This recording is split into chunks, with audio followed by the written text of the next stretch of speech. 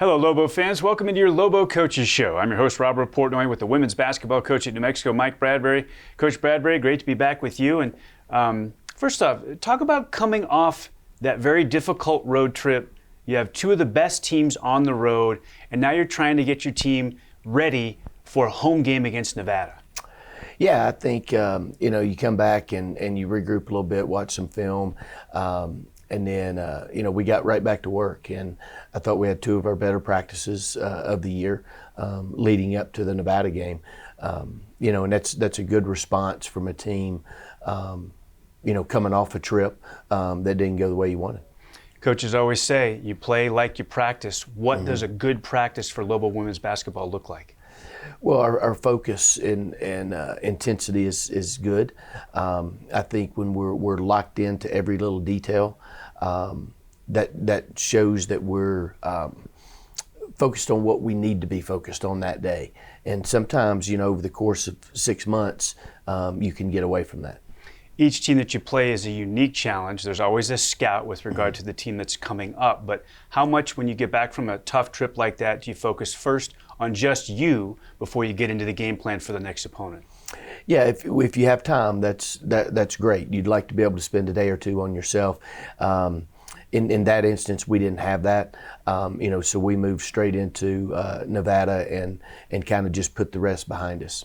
Coaches talked a lot about how individual players digest game plans and are able to execute the role that they have for them in a particular scout. In terms of this scout leading up to Nevada, what was unique? Well, I thought it was for us to make sure we got off to a good start.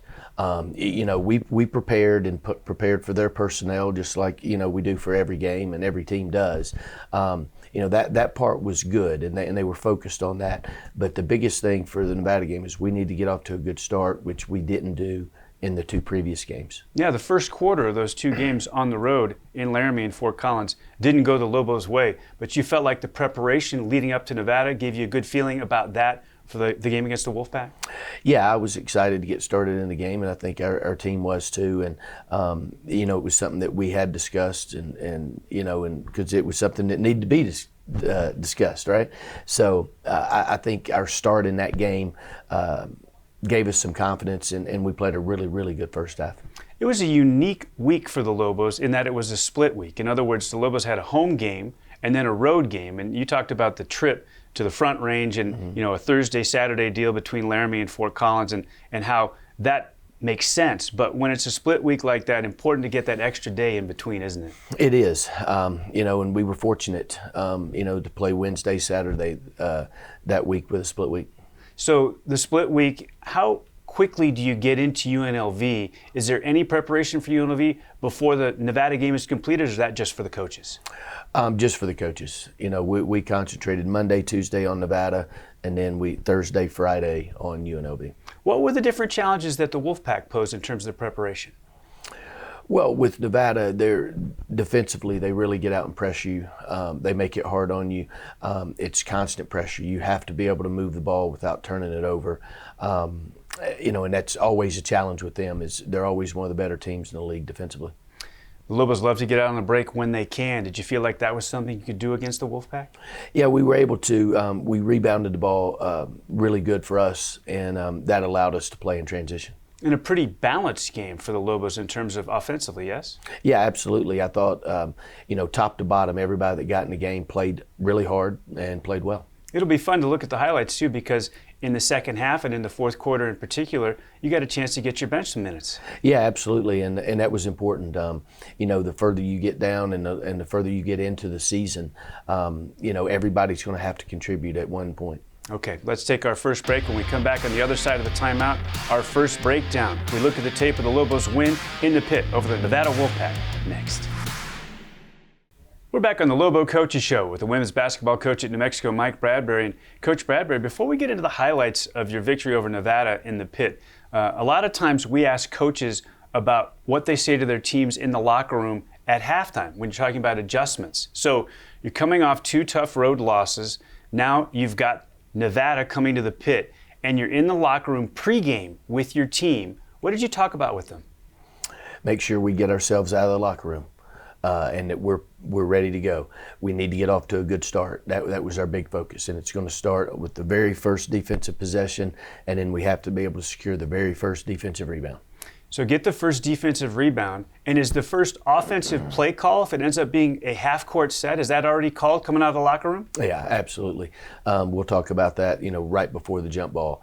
If we get the ball on the tip, this is what we're running. And then if we can get the first stop, then we want to go in transition. But if not, this is what we're running. How often does it play out like you hope? Well, I don't know the percentages on that, but I always feel better when we have a good plan. Okay, well, obviously a good plan because the Lobos had a great performance against the Nevada Wolfpack. Let's break down the tape with the coach, the Lobos and the Wolfpack in the pit. And Coach, you talked about getting off to a good start. Yeah, absolutely. We got a couple stops early, and then, against Nevada, we really felt like we needed to be able to move the ball without turning it over, and constantly put pressure on the rim. If we could get the ball into the paint and get a paint touch, then that allows outside shots to go in and definitely be more open. You get a beautiful backdoor cut there. In terms of paint touches, how much of it is dribble penetration and a kick out, or post entry and then a kick out? Well, with us, and we play in primarily 5 out, we're going to get most of ours on back doors and back cuts and things like that. And once we get a few of those, then it'll create some opportunities on the perimeter. How about this work on the offensive glass right here? Yeah, Maya was really good on the boards in this game, and really defended. Deep three from the wing, and Cumber's shooting is really starting to come around? It has, and you can see we've beaten them on a couple of back cuts, and now we're getting open threes. And that's what we needed to do against them. Make sure early in the game that we put some pressure on the rim. We were always attacking the basket, and then it freed us up for some threes later. Boy, it's really fun to see the way that dribble penetration there draws the extra defender, then you get the back cut, and it turns into a layup. Yeah, absolutely. Amaya gets it in there deep again, and again, we get a kick out. Paula hits another jump shot. How often does that three turn into the intermediate range? Is Paula particularly good at that? Yeah, Paula's good at all 3 levels. She can shoot the three, she can score around the basket, and she's got a good pull-up game too. And we just saw her work the offensive glass as well, and another three from the wing. Everything working here early? Yeah, and now we had made a bunch of shots, and we're going pretty good right here. We hit a ton of shots late in the second quarter. And that one right there from Paula closed out the half, give us a really big halftime lead. So you got to stay focused. It's easy, I would say, to take your foot off the gas a little bit after a first half like that, Coach. It can be, but you got to remember we had just come off a couple of losses, so we were ready to go and pretty focused, and we came out, and the goal was make sure we can win the first 5 minutes of the third quarter, make sure that we're staying on track. Boy, that's really cool. First you see Tora hit the three, then you see her take somebody off the bounce and get an and one, and you're getting early looks too. The early offense was working too. It was. We got consecutive stops. We rebounded the ball really well, and you know how it goes, Robert. Once you make 3 or 4 in a row, it's the basket gets a little bigger. You saw a deep one in transition there, trailer for Tay for 3 from the top, and you're getting it at the rim. And how about everybody getting involved? It was good to see. It was good to see, Anaya Augman made some threes. She's been playing so well. If she can, get a little more consistent making threes, then she's going to be a really good player. Yeah, you look at her performance in this game, and I almost feel like what she did in this game was sort of the setup for the real breakout effort that she had in your next one against UNLV. Yeah, absolutely. She's playing with a lot of confidence, and she's been playing well for a long time. You don't see a chase down block like this too often. It was great. Jalen Bates turned it over and then ran it down and got the block. Kid plays really hard. You'll see within the next couple years her really improve. Van Bennekom gets a bucket at the rim right there at the finish, and you look down at the box score and you see so many people get in. Everybody gets theirs. It's a feel-good kind of locker room, isn't it? It was, and one that was needed, at that time. And, like you said, you can go down the whole roster. Everybody contributed and everybody played well. So it was a good outcome. It's easy to say, okay, we need to get off to a good start. What were the reasons behind why you think your team was able to do that against Nevada? I think our focus and intensity was right where it needed to be. And we came out and we got like 2 or 3 stops right out of the gate to start the game. And then that allowed us to be able to go play. We've gotten ourselves in 6-0, 8-0, 10-2 holes to start games. And, when you're playing against, good teams and people in our league, it's tough to overcome. Coach talked about the slow starts on the road. When it happens to your team, is it mostly on the defensive end where the focus and the intensity and the application aren't there? It is, but I think it's a combination. So our defense suffers, but it's usually because we've missed a couple of easy shots on offense, and now we're hanging our head, and we don't get back and defend. Those are the things we have to overcome. You look at our games, and really over the course of the whole season, is the games that we haven't won have been like a 4 or 5 minute stretch at some part of the game where that has happened, where we miss a couple easy shots and then we go back and we don't defend. If we can eliminate those small segments, then I think we'll have more success. That's the psychological piece of it. That's a difficult piece to coach because it's human nature to sort of get your dauber down a little bit when the basket closes up, but you still need to go play defense. Right, and that's how you're going to be able to stay in the game. If you go through a 4 or 5 minute stretch where you can't score, then if you can defend and only give up 1 or 2 baskets during that stretch, you're still in the game. But it's the 10-0, 12-0, 14-2 runs that that can separate a game. Okay, it's easy to ramp up intensity in practice after 2 road losses, but after a feel-good one like this, what is it like getting back to the practice court after a win like this? Yeah, it's important to be able to continue the momentum. And after that game, we talked about it, get some rest, hydrate, all that, and be ready to go again, and start looking forward to UNLV. Okay, UNLV, Cox Pavilion in Vegas, next. We're back on the Lobo Coaches Show with the women's basketball coach at New Mexico, Mike Bradbury.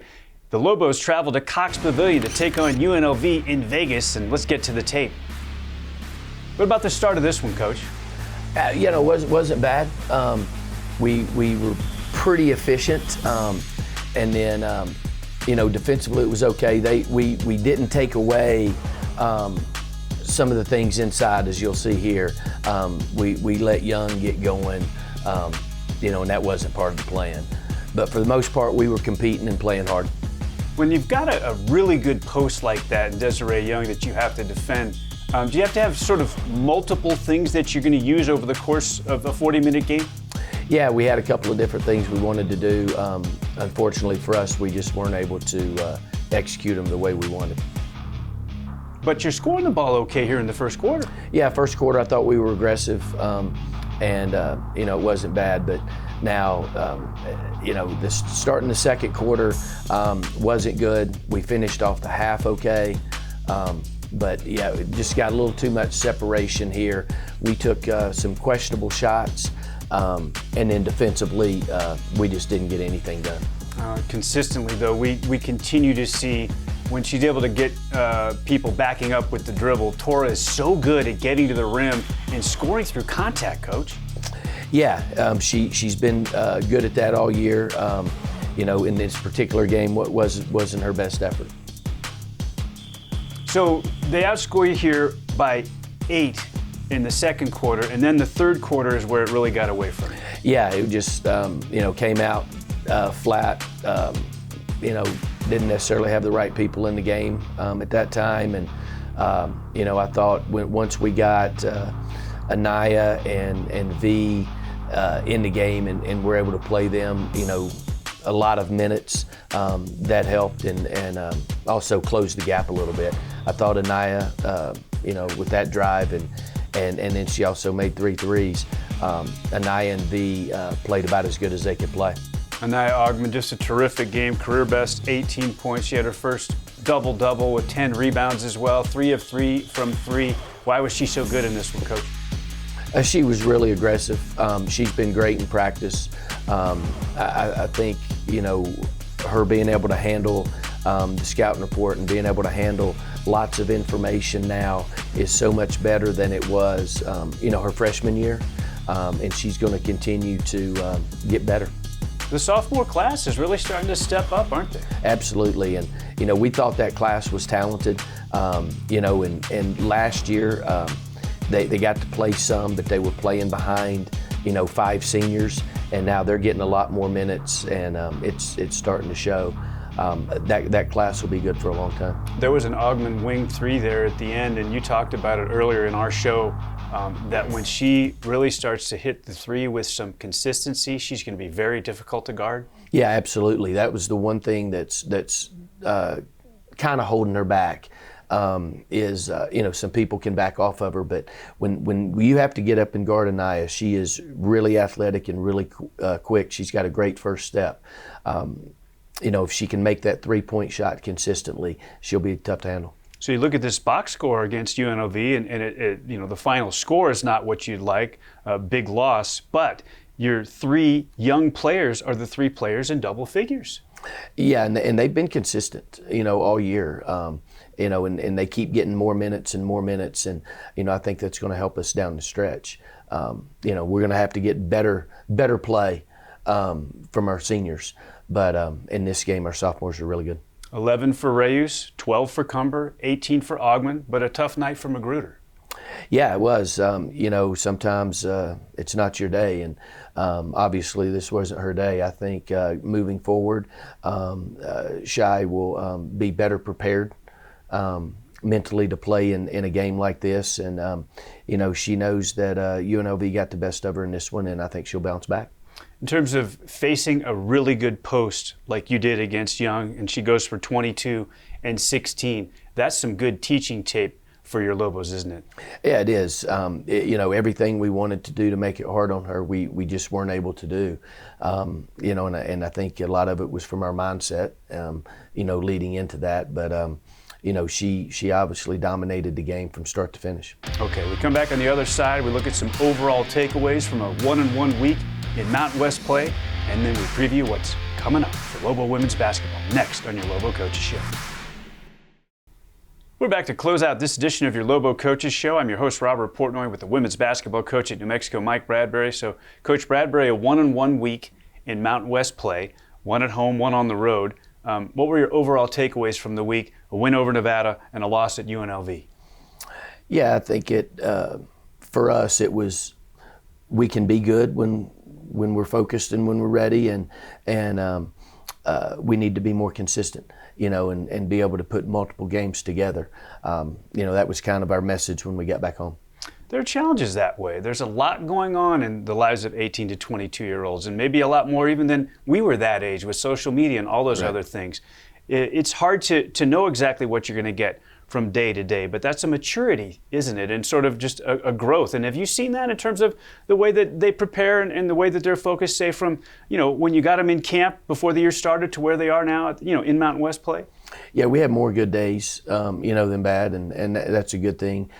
We just have to continue that, and we have to take each day and try to get better, and quit worrying about, what's going to be, a month from now or 2 months from now, things like that. We've got to get better each and every day.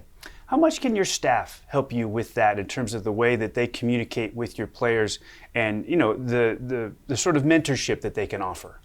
Yeah, it's important.